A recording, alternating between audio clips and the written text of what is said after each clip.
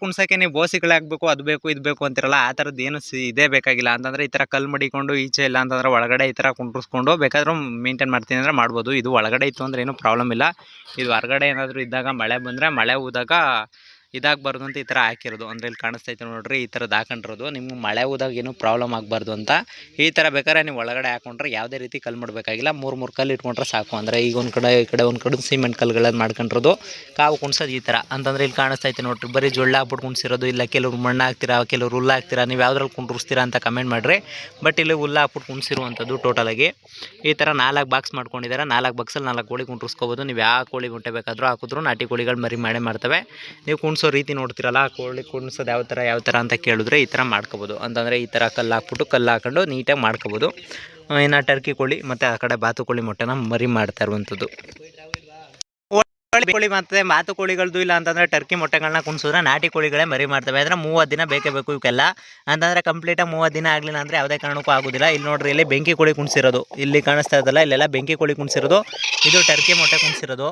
ಅಂತಂದರೆ ಟರ್ಕಿ ಮೊಟ್ಟೆ ಅಂದರೆ ನಮ್ಮ ಮೈದ ಇಲ್ಲಿ ಆಚೆ ಕುಣಿಸಿರೋದು. ಇವೆಲ್ಲನೂ ಆಚೆ ಕುಣಿಸಿರೋದ್ರಿಂದ ಏನಪ್ಪ ಅಂತಂದರೆ ಇವಾಗ ಇಲ್ಲೇನಾದ್ರೂ ಹಾವು ಪಾವು ಬಂದರೂ ಏನೋ ಒಂದು ತಲೆ ಕೆಡಿಸ್ಕೊಳ್ಳುವಂಥದ್ದು ಏನೂ ಇಲ್ಲ. ಎಲ್ಲ ಡಬ್ಬ ಸೇಫ್ಟಿ ಎಲ್ಲ ಅವೆ. ಅಂಥದ್ರಲ್ಲಿ ಏನೂ ಬರೋದಿಲ್ಲ ಬೇಗ. ಆಮೇಲೆ ಹಿಂಗೆ ಕುಣಿಸಿದ್ರು 28 ದಿನ 30 ದಿನ ಬೇಕೇ ಬೇಕು ಕಡ್ಡಾಯವಾಗಿ ಮರಿ ಮಾಡಬೇಕು ಅಂತಂದರೆ. ಆಮೇಲೆ ಇವೆಲ್ಲ ತಾಯಿ ಕೋಳಿಗಳಾಗಿರ್ಬೇಕು. ಇವೆಲ್ಲ ಮರಿ ಮಾಡಬೇಕು ಅಂದರೆ ತಾಯಿ ಕೋಳಿಗಳಾಗಿದ್ರೆ ಮಾತ್ರ ಚೆನ್ನಾಗಿ ಮರಿ ಮಾಡ್ತವೆ, ಇಲ್ಲಾಂದರೆ ಮಾಡೋಕೆ ಹೋಯ್ಕಿಲ್ಲ. ತಾಯಿ ಕೋಳಿಗಳು ಮರಿ ಮಾಡುವುದರಲ್ಲಿ ಎಕ್ಸ್ಪರ್ಟು. ಅಂತಂದರೆ ಇವು ಬೆಂಕಿ ಕೋಳಿ ಮೊಟ್ಟೆಗಳು. ಅಂದರೆ ಮೊಟ್ಟೆಗಳು ತೋರಿಸಿ ಅಂತಿರಲ್ಲ, ಬೆಂಕಿ ಕೋಳಿ ಮೊಟ್ಟೆ ಇದು. ಕರೆಕ್ಟಾಗಿ 28 ದಿನ ಆಗಲೇಬೇಕು. ತುಂಬ ಜನ ಕೇಳ್ತಾ ಇರ್ತೀರ 28 ದಿನ ಆಗಬೇಕಂತ. 28 ದಿನ ಆಗಲೇಬೇಕು. ಟರ್ಕಿ ಮೊಟ್ಟೆಗಾಗಲಿ ಬೆಂಕಿ ಕೋಳಿ ಮೊಟ್ಟೆಗಾಗಲಿ.